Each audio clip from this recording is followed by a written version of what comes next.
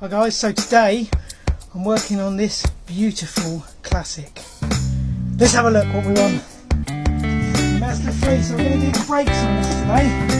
The discs we're doing.